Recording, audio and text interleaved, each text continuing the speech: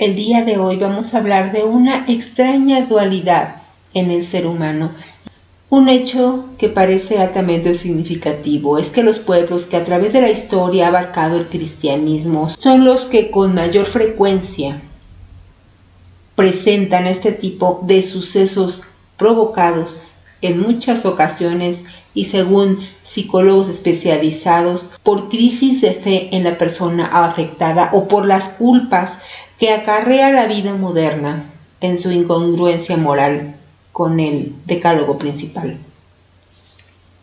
Sin embargo, la historia de las posesiones satánicas en el mundo entero abarca vastamente más de lo que llamamos la época contemporánea. De hecho, en algunos escritos caldeos antiquísimos ya se mencionan algunas técnicas de exorcismos, y en la historia de la brujería se han vinculado a aquellos aquelarres con posesiones diabólicas. Por otro lado, la ciencia supone haber hallado una explicación paliativa para este asunto, planteando un fenómeno de desdoblamiento de personalidad. Pero parece ser que esta tesis tampoco convence mucho. Por lo visto, ni ciencia, ni Estado, ni Iglesia son capaces de resolver el problema. Pasemos, pues, a iniciar.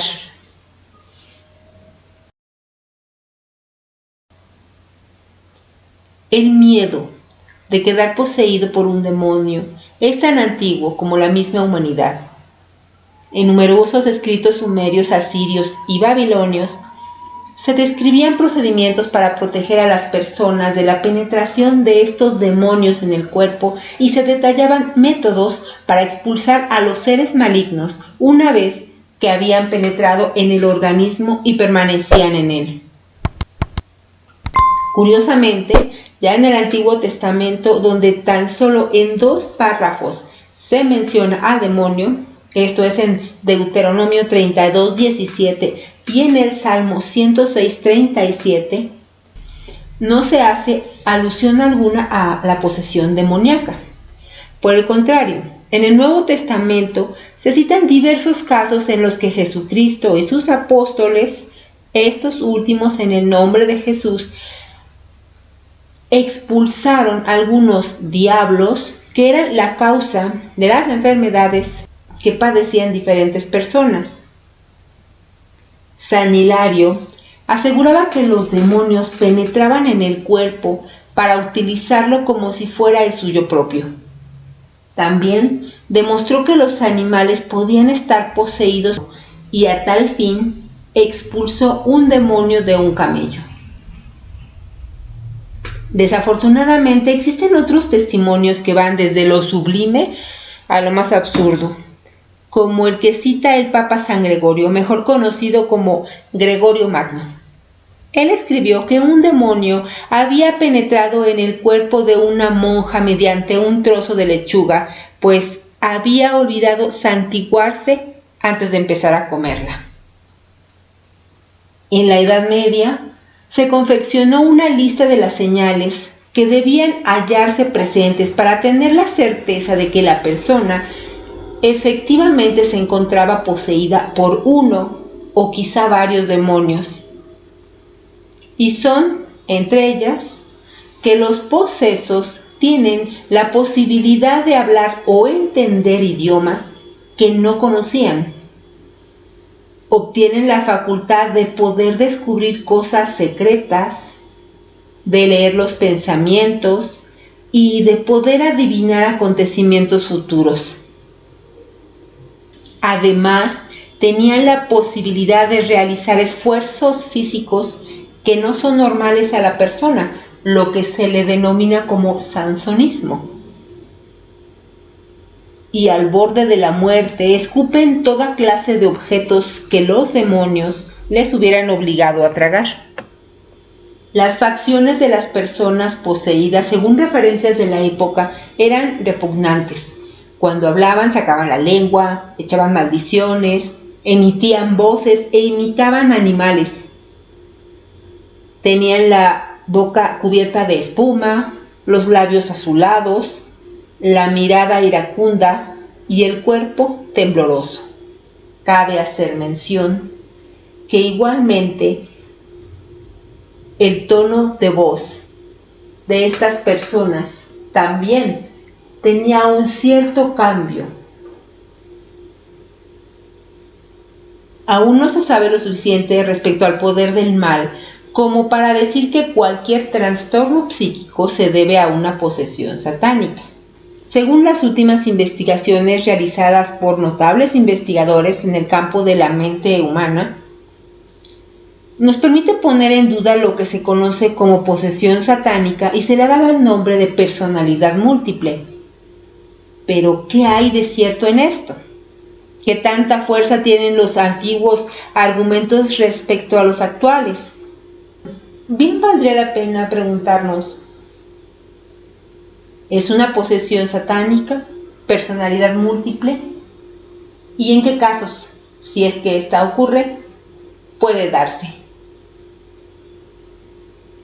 Hace ya alrededor de 400 años en Inglaterra y Francia se celebraron diversos procesos contra brujas y hechiceros que se iniciaron a consecuencia de las denuncias hechas por niños, novicios, cuando intervenían estas casi siempre en relación con sacerdotes.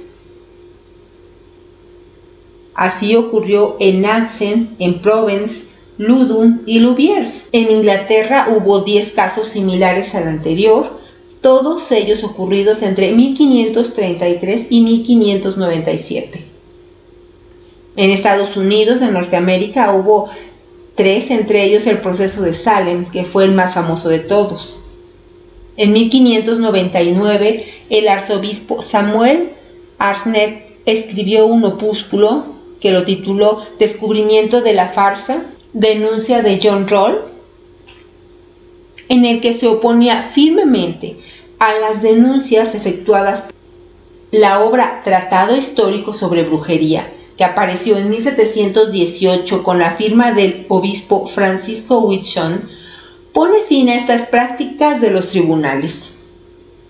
Los demonios no solo podían causar a los seres humanos toda clase de sufrimientos o inducirles a realizar malas acciones, sino que podían también poseerlos, instalándose en su interior. Ya en las escrituras más antiguas de los pueblos caldeos encontramos las fórmulas de exorcismo y ritos que fueron empleados por sectas de sacerdotes encargados de esa misión, los Ashipi y los Mashmashu. Durante los primeros tiempos del cristianismo hubo exorcistas profesionales, de acuerdo con lo descrito en la Biblia en Apóstoles 17, en los versículos 11 al 16, aunque hubo quienes no lograron los resultados esperados, como los ocurridos a 2 judíos de Eseba, ambulantes y de familia pontificial, llegaron a invocar sobre los que tenían espíritus malignos, y arrojándose sobre ellos, aquel en quien estaba el espíritu maligno se apoderó de los judíos, los sujetó, de modo que, heridos, tuvieron que huir de aquel maligno ser. Mateos y Lucas en los evangelios, ambos, relatan 2 casos de exorcismos. El primero en Mateos 12, del versículo 22 al 28. Este tema de las posesiones satánicas ha sido tratado de manera profusa, tanto en literatura como en el cine. Además, existen abundantes testimonios sobre posesiones satánicas y exorcismos realizados en siglos anteriores y aún en nuestra época. No cabe duda que es un tema apasionante. De ahí la razón que reconocidos especialistas se hayan enfocado en las últimas décadas a estudiar sobre este tema en particular, llegando a darle el nombre de desórdenes de personalidad múltiple o simplemente abreviados como DPM. Según los investigadores, estos desórdenes de personalidad son un síndrome psiquiátrico conocido normalmente como desdoblamiento de personalidad, también llamado síndrome de las 3 caras de Eva, en base a un bestseller de 1957. A cada paciente investigado y que presentó tales síntomas se le dio el nombre múltiple. Desafortunadamente, la mayoría de los múltiples han pasado por un sinfín de calamidades, como pueden ser falsos diagnósticos de esquizofrenia, internamiento en hospitales de salud mental que normalmente estaban en pésimas condiciones, incluso exorcismos. ¿Existe alguna coincidencia? Bueno, veamos. Hasta hace poco, los desórdenes múltiples fueron tratados como raros. Si un múltiple de pronto aparecía, la psiquiatría oficial le ponía etiqueta de esquizofrénico, de maníaco depresivo o bien de inteligentes y hábiles impostores. Sin embargo, las investigaciones poco a poco ayudaron a descubrir que la mayoría de los múltiples son mujeres. La gente confunde la personalidad múltiple con la esquizofrenia, un desorden mucho más común y agotador, caracterizado por una gran desorganización en el pensamiento y una pérdida de contacto con el entorno hasta cierto punto. El psiquiatra Frank Putman descubrió su primer múltiple en la sala para depresivos en el Instituto Nacional de Salud Mental. Todo parecía indicar que Marion, su paciente, era una deprimida que no respondía al tratamiento. Había sido presentada como un clásico ejemplo de varias enfermedades neurológicas, un tumor en el cerebro, epilepsia y demás. Este es el testimonio de la paciente múltiple Marion. Tengo 6 personalidades: Mary, Mónica, George, Daphne, Ginny y yo. Existía también una personalidad fraccionada, Nancy, pero realmente nunca se desarrolló. Antes de que me identificaran como múltiple, fui clasificada como esquizofrénica y en otra ocasión como maníaca depresiva. Me hicieron muchas pruebas, sin ningún efecto. Es decir, lo que ellos veían era primero a Mónica, después a Mary, después a George, y por lo tanto mi estado de ánimo cambiaba continuamente del júbilo a la depresión, a la ira, al entusiasmo, etc. Esto sucedió en 1979, cuando Putman empezó a estudiar los trastornos de personalidad múltiple de Marion. Estuvo tan interesado que dejó de lado todos los demás casos y junto con sus colaboradores del INSS y del Hospital St. Elizabeth en Washington, en los años siguientes Putman se dedicó a estudiar a aproximadamente 159 múltiples, analizando rigurosamente su cerebro y su psique. En colaboración con sus colegas del INSM, Monte-Buchbaum, empezó los estudios, analizando primero las ondas cerebrales de 10 múltiples. Expusieron a cada personalidad a ráfagas de luz y entonces, por medio de electrodos conectados, obviamente al cuero cabelludo, se midió la respuesta eléctrica del cerebro, lo que se conoce como potencial evocado. En cada múltiple se estudió al menos 3 personalidades diferentes que fueron capaces de cooperar normalmente. Existe una personalidad central que es más dominante, una personalidad infantil y una tercera personalidad obsesiva. Comprobaron cada una de estas personalidades como mínimo 5 veces. Para el control emplearon personas normales quienes simplemente imaginaron ser individuos diferentes. Y las evidencias de estos resultados arrojaron los desdoblamientos de personalidad no eran esporádicamente melodramas, sino realmente un grave problema neurológico. Las pautas de las ondas cerebrales o electroencefalogramas no eran muy diferentes de una personalidad fingida a otra. Pero cada una de las personalidades huéspedes alojadas en estos múltiples parecían personas diferentes neurológicamente hablando. Ante tal embrollo, Putman pidió la asesoría del psiquiatra californiano Ralph Allison, quien descubrió que todos los trastornos de personalidad múltiple son equiparables con un cáncer de personalidad, pues los yoes se multiplican como si fueran células malignas, aunque esto parece una base biológica. Sin desanimarse, Putman volvió a intentar esta vez con otro compañero del mismo instituto, Daniel Weinberg. Efectuaron estudios del riego sanguíneo en el cerebro, en los cuales se les dio inhalar xenón radioactivo para rastrear las regiones activas del cerebro y se observaron marcadas diferencias entre las distintas personalidades, ya que es normal encontrar dentro de un múltiple personajes tanto zurdos como diestros. Luego, realizaron una serie de tests psicológicos y encontraron cierta relación con el hemisferio dominante, dependiendo de si el múltiple era diestro o zurdo, y encontraron que los múltiples cambiaban imperceptiblemente de un yo a otro, es decir, de un hemisferio a otro, ya sea zurdo o diestro.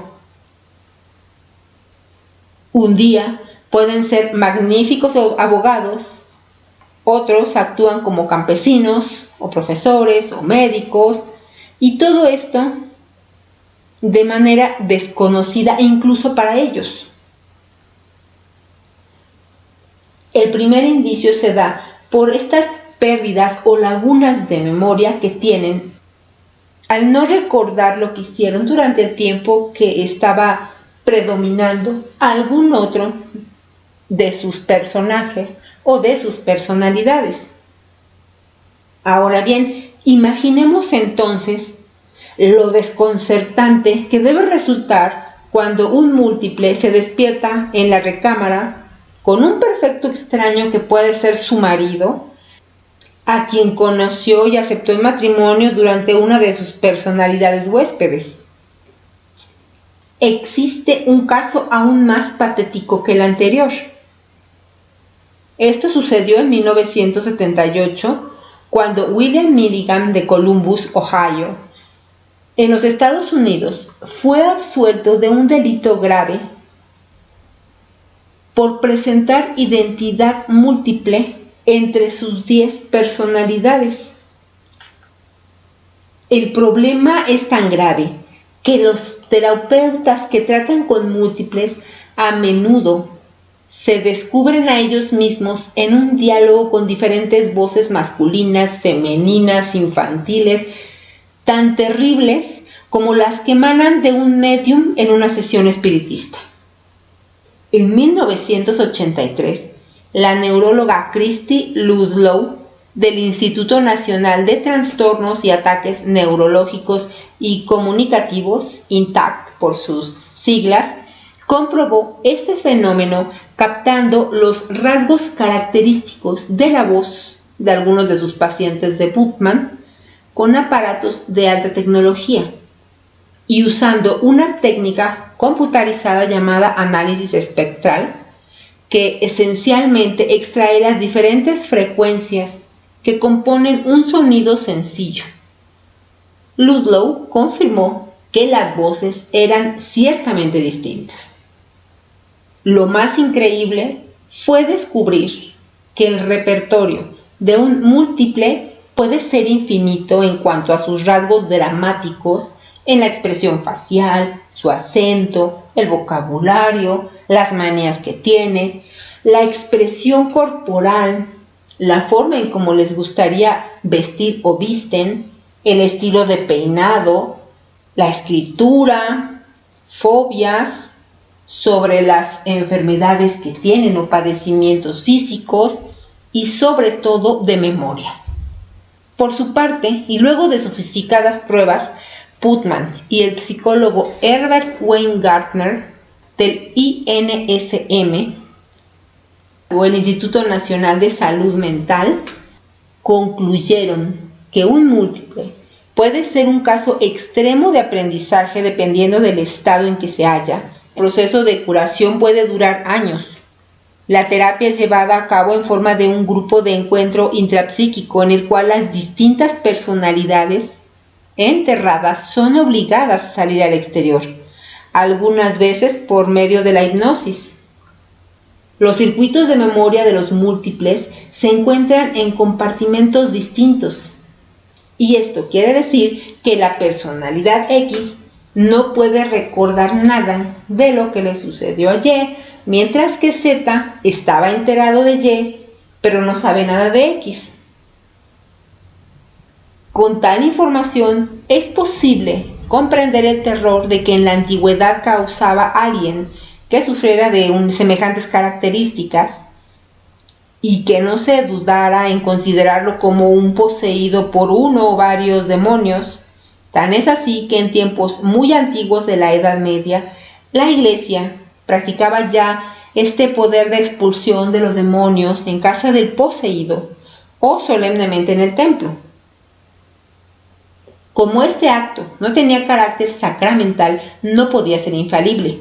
Su procedimiento fue fijado por el Papa Pablo V en el Ritual Romanum y constaba de 11 etapas. De las que se conocen, la primera es rociar al poseído con agua bendita, para lo cual la estola morada del sacerdote debe tener una punta en torno a él, en tanto se torna la letanía. Después, la recitación del Salmo 54.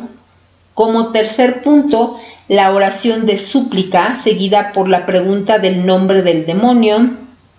En un cuarto número está la lectura de Juan 1, Marcos 16 al 9 y Lucas 1 al 17. La oración preparatoria, con su diestra colocada sobre la cabeza del poseído.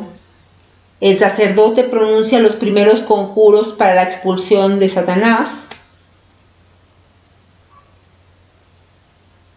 Después se realiza la oración seguida de la señal de la cruz trazada sobre el poseído. Se realiza el segundo conjuro de expulsión.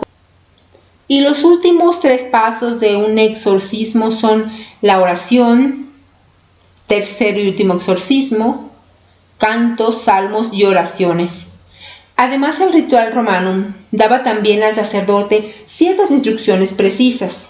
El exorcista no debía creer con demasiada facilidad que una persona se hallara poseída de uno o varios demonios, y debía saber exactamente qué señales distinguían a un poseído de una persona dominada por la melancolía o alguna otra dolencia similar. La diferencia entre la expulsión de demonios por parte de los apóstoles y Jesús residía en que Jesús no empleaba fórmulas ni conjuros. Cristo, por su propia autoridad, ordenaba a los demonios que abandonasen la persona poseída por ellos. Pero esta gracia, el mismo Cristo las dio a sus discípulos, según se puede leer en Mateo 10, al final de una ceremonia de exorcismo, y cuando la expulsión por fin se realizaba con éxito, el demonio, o los demonios, dependiendo, abandonaban al individuo casi siempre por la boca. Existe el caso, en el año de 1620, el claustro de la Sorbona, la Universidad de París, proclamó que los testimonios de los diablos no debían ser aceptados por los tribunales, puesto que aquellos mentían incluso en el momento de la expulsión. Según el mismo documento, señala que los 3 síntomas específicos de la obsesión maligna eran el conocimiento de hechos que normalmente no podían ser conocidos por la persona en cuestión, la manifestación de hechos que normalmente excedían de la capacidad física fisiológica de la persona, y la xenoglosia o capacidad de hablar una lengua desconocida para dicha persona. Sobre este mismo punto, y regresando a los poseídos de nuestra actualidad, los múltiples investigados por Putman muestran en sus personalidades satélites habilidades tan sorprendentes que incluso pueden hablar con fluidez el ruso o realizar escapatorias tipo Houdini, a pesar de jamás haber tenido el mínimo contacto con este tipo de experiencias. Si alguna conclusión lograron estos esforzados investigadores, fue que las personas múltiples usan una extraña vitrina para guardar las habilidades de cada cerebro huésped, algo que resulta por demás inquietante. De ser cierto lo anterior, ¿acaso no es lógico pensar que nuestro supuesto orden mental no es más que una represión de nuestros distintos yos que luchan por salir? ¿O cómo explicar nuestras personalidades adquiridas durante el sueño? Nuestro ego nocturno. ¿Qué pasa con el conjunto de las otras yos que varias veces aceptamos ser?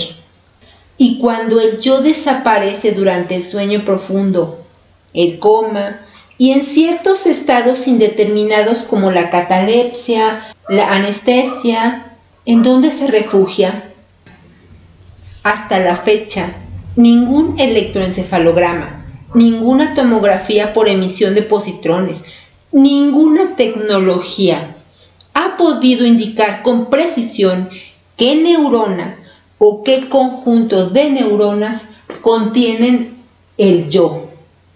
Sin embargo, debemos considerar que los múltiples no son monstruos, son como cualquier otra persona, aunque al saber su capacidad de albergar varias personalidades, una de las preguntas más estremecedoras al revisar este tema es: ¿y si todos tenemos la cualidad de activar este mecanismo?